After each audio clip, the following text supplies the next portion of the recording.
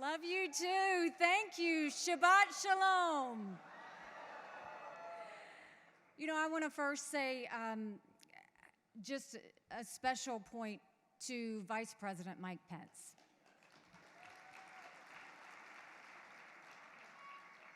He's been a good man of faith. He's been a good man of service. He has fought for America, and he has fought for Israel, and we all owe him a debt of gratitude.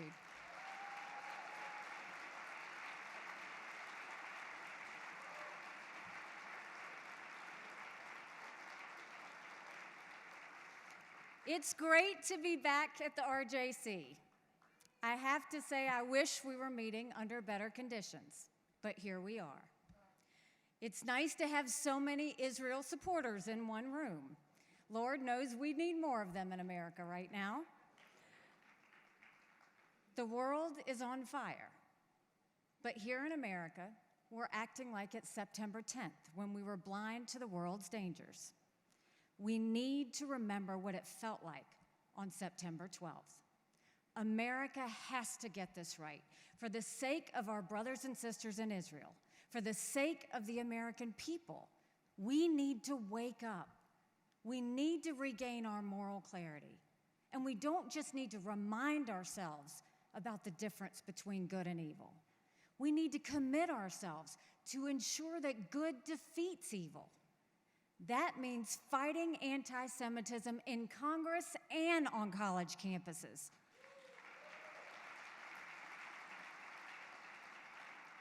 And it means giving Israel everything she needs to destroy Hamas. Eliminate Hamas once and for all. Finish them.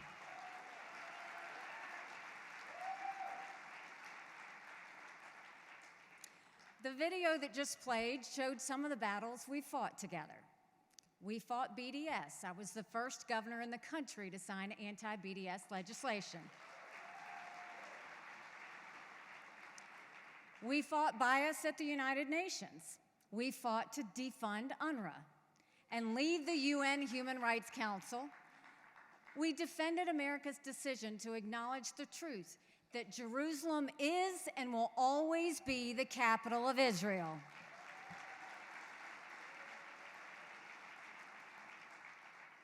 We won a lot of important victories, but the reason we won is what I want to discuss today. We won because we stood on principle. In this room, we understand the fundamental difference between right and wrong, between good and evil.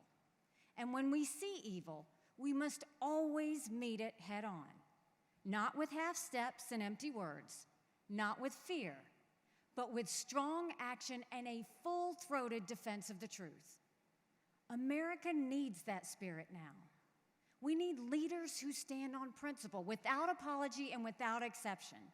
And nowhere do we need that kind of leader more than in the Oval Office.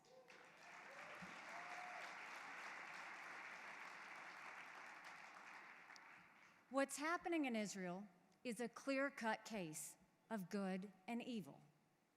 It doesn't get more clear than freedom-loving people defending themselves against barbaric terrorists. I'm glad that many in both parties are supporting Israel right now. I'm glad Joe Biden is saying some of the right things. But his actions haven't always matched his words. If you stand with Israel, you don't cozy up to Iran.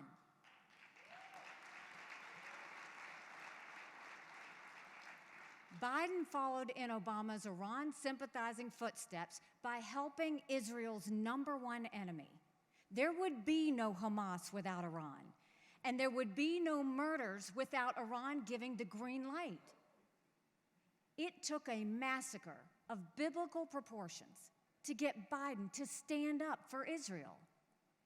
I pray that it lasts, but I won't hold my breath. We've seen this too many times. Whenever Israel gets hit, the same drama plays out. At first, there's sympathy. But when Israel fights back, the sympathy quickly fades. There's moral equivocation. There's baseless criticism. There's willingness to believe the obvious lies of Israel's enemies. And it leads to the same place, the demand that Israel stop defending herself. It's already started in some quarters. And I don't mean just those anti-Semites who call themselves the Squad. More than 1,400 Jews were murdered in cold blood. Yet now people are calling for restraint and a ceasefire? It's an insult of the worst kind.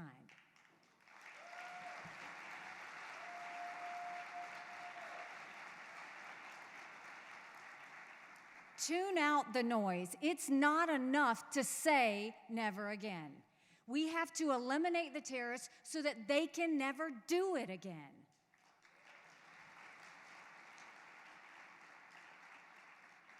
America can never be neutral between good and evil. We must always pick a side.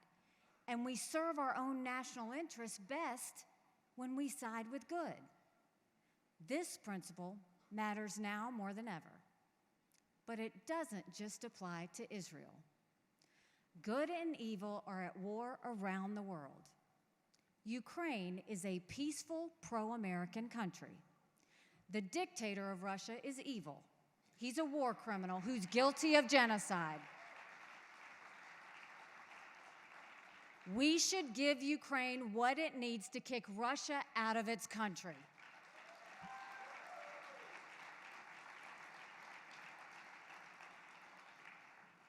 To be clear, Israel and Ukraine have significant differences, but they have even more significant similarities.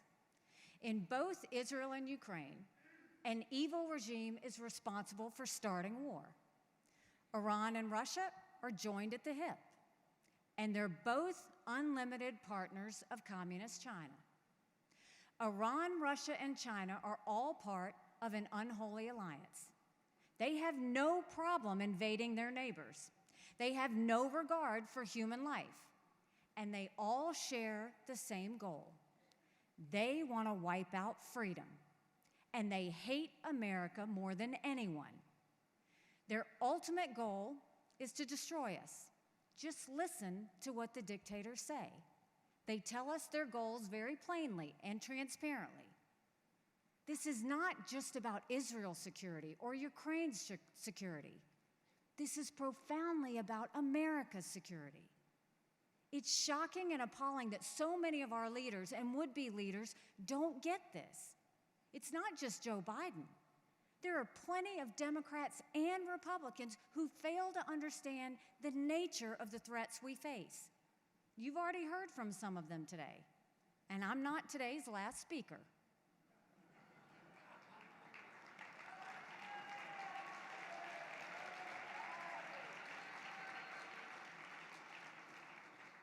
Mark my words, those who would abandon Ukraine today are at risk of abandoning Israel tomorrow.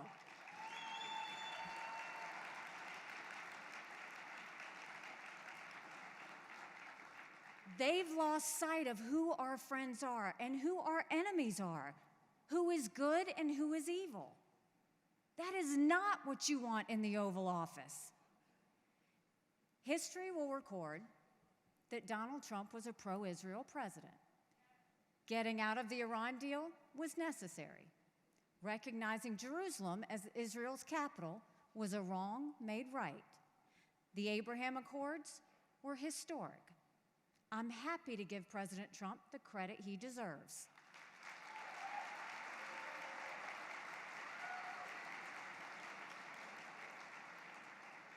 And I was honored to have played a part in those efforts.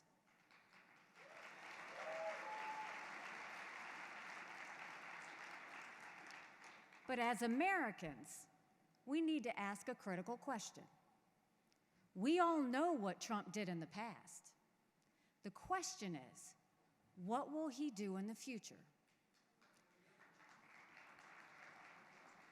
We are living through the most dangerous period in our lifetimes.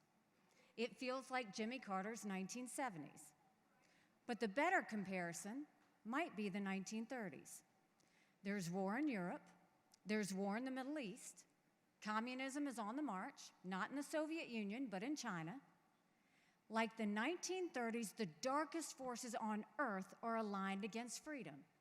And all too often, they want to wipe out the Jewish people by any means necessary. As a military wife whose husband is currently deployed, and as the mom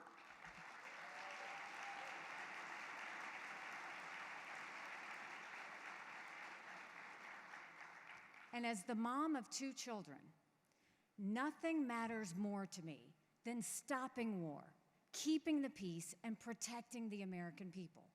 We must defend our freedom before it's too late. The stakes couldn't be higher. And given those stakes, we cannot have 4 years of chaos, vendettas, and drama.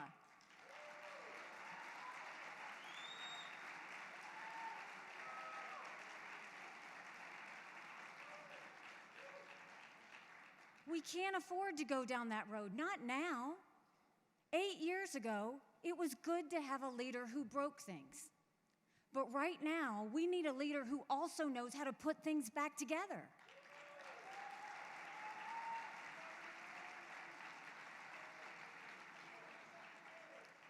America needs a captain who will steady the ship, not capsize it.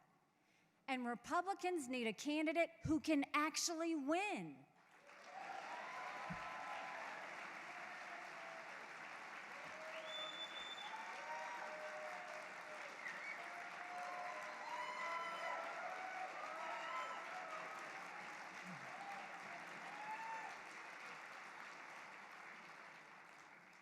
We can't let Joe Biden get reelected. He's bad enough. But even worse is waiting in the wings. A vote for President Joe Biden is a vote for President Kamala Harris.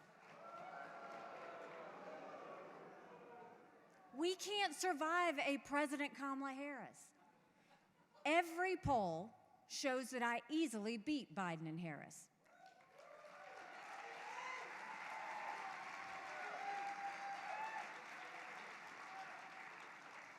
Fox, NBC, CNN, you name it. They don't show that for anyone else in this race. But while the polls are notable, principles matter a lot more. As president, I will not compliment Hezbollah, nor will I criticize Israel's prime minister in the middle of a tragedy and war.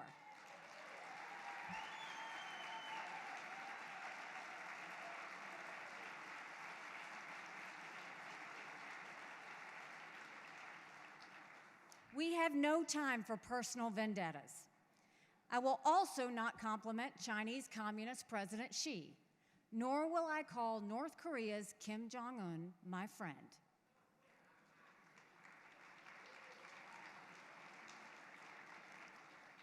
These are not good or smart people. Along with Iran's Ayatollah, they're the most evil dictators in the world, and the last thing they want is an American president who knows it and calls them out for it.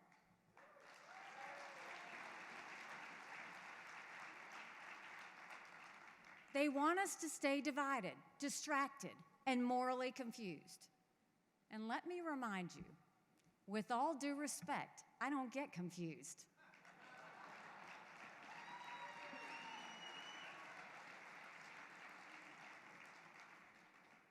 I know what evil looks like. I dealt with it every day at the United Nations.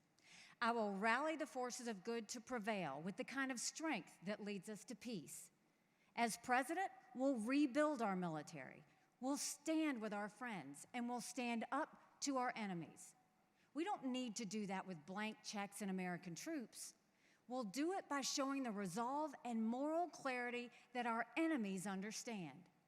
A strong America doesn't start wars. A strong America prevents wars.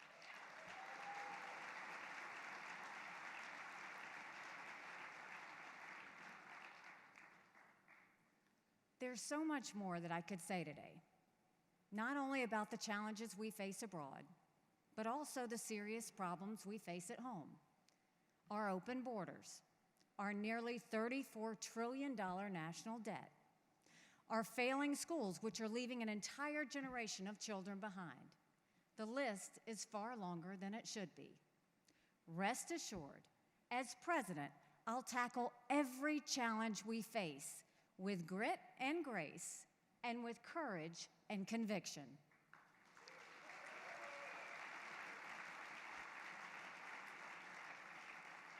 We'll restore an America that's strong and proud. We'll remember who we are as a people and what we stand for as a country. But October 7th reminds us of the evil that exists in the world. It's a day that should live in our minds forever. And it kicked off a crisis that will be with us for some time. Make no mistake, the heartbreaking pictures will continue to roll in. The stories of brutality will grow more numerous and more painful. We know it. And we know what lies ahead will not be easy. But nothing has ever been easy for the Jewish people or for Israel. Maybe that's because God knows their strength and their spirit. God knows his people have many lessons to teach the world. I have to be honest. It's hard to know this happened after we prayed never again for so many years. Those words used to be so powerful, and now they feel empty. Our duty today is to give that meaning once again, and that starts by leaning in on what we know is true. The truth is, we have a good God, and we know that his goodness lives in our world. We saw it in the countless stories of heroes of October 7th. We saw it when Israel's colors lit up the Empire State Building, the Eiffel Tower, and the Brandenburg Gate. We saw God's goodness in the outpouring of support that descended on Israel from around the world. And while evil is trying to claw its way back, God's goodness is still clear, and it always will be. And so I do have hope. We will get through this. Israel will get through this, and she'll come back stronger than she ever was before.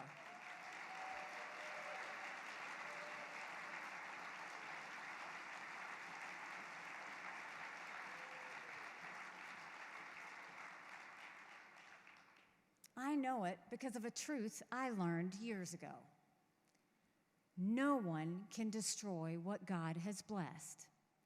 And not only has God blessed Israel, God has blessed those who stand with her. And I promise, if I have any say in this matter, America will always stand with Israel. God bless you. God bless America. God bless Israel.